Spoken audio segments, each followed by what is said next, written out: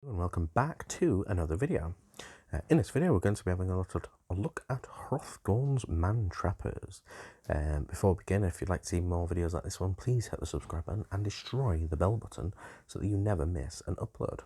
So, what I will say is I normally do these videos on the separate little page to do with the warbands themselves.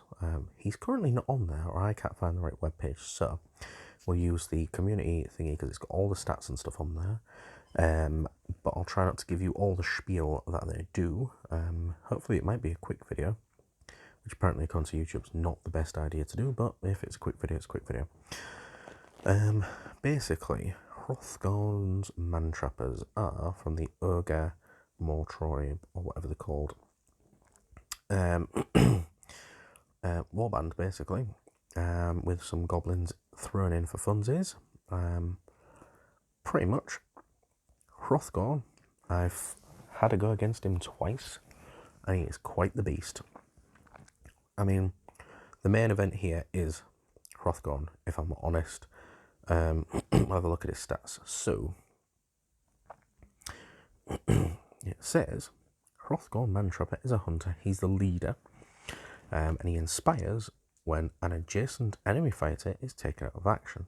So if they're stood next to him and he kills them, he inspires. Without inspiration, he has 6 wounds, which is very tanky. He's got 1 shield, which is semi-reliable at least, and he moves 4, which is pretty fast for a big guy. He has a range 3, swings 2 daggers, and he does 2 damage. So he's got a relatively decent chance of getting 1 hit, and does 2 damage, which is pretty good for a range 3 attack.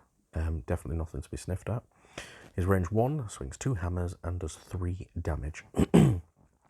Special thing though, each enemy fighter is a quarry, meaning basically if there's any gambits and ploys that make people a quarry, they become a quarry. Each enemy fighter is a quarry. Yeah, it just means every single thing is a quarry. It doesn't matter who they are, they just become a quarry, which is very interesting. He has Trap Launcher Reaction. After the attack action, if it has succeeded, push the target 1 hex closer to this fighter.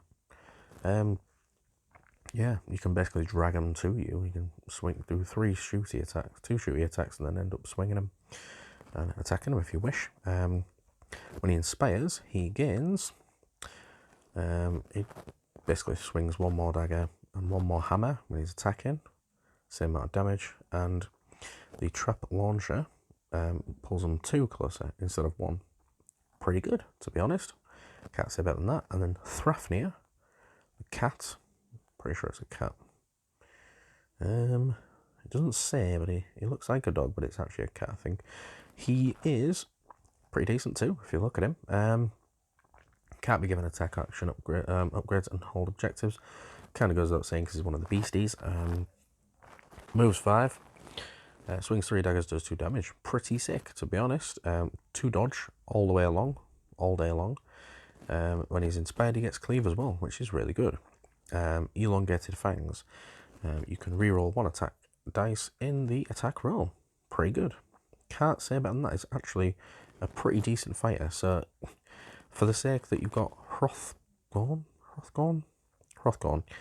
Keep calling him Hrothgar, but it's Hrothgorn. And this guy, without anyone else, pretty decent team, to be honest. 9 wounds of damage, basically.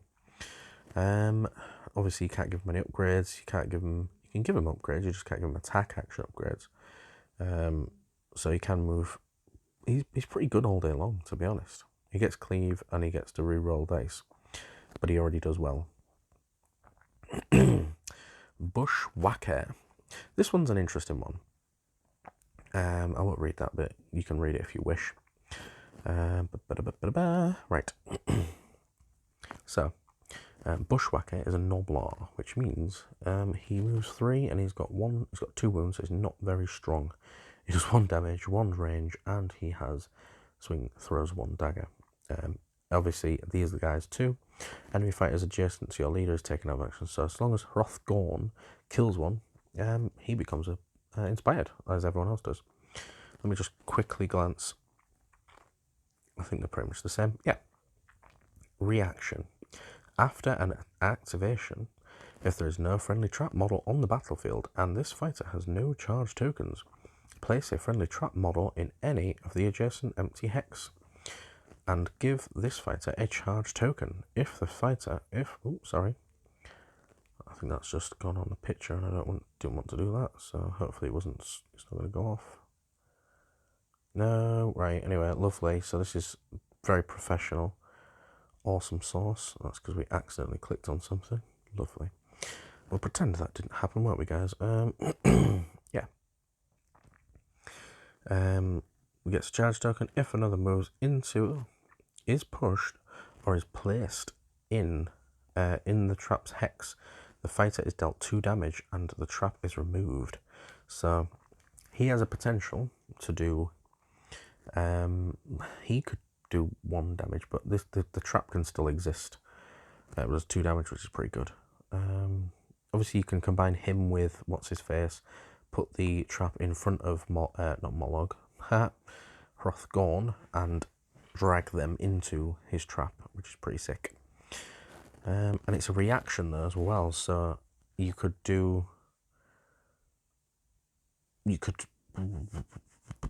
basically it's after any action, after an activation. Doesn't say your own, just as a reaction. So yeah, pretty much.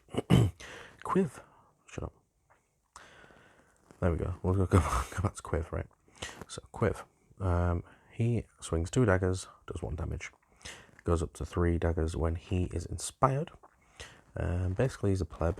However, while this fighter is adjacent to a friendly Hrothgorn, you can reroll 1 attack dice in attack rolls for that fighter's trap launcher attack action. And the same is true when he inspires, so he also dodges bear. So Quiv isn't too bad.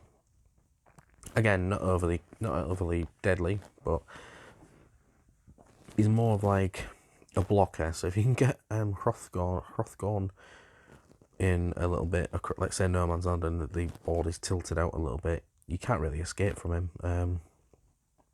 Yeah, that's pretty much it. Harpoon bolts is the name of his weapon.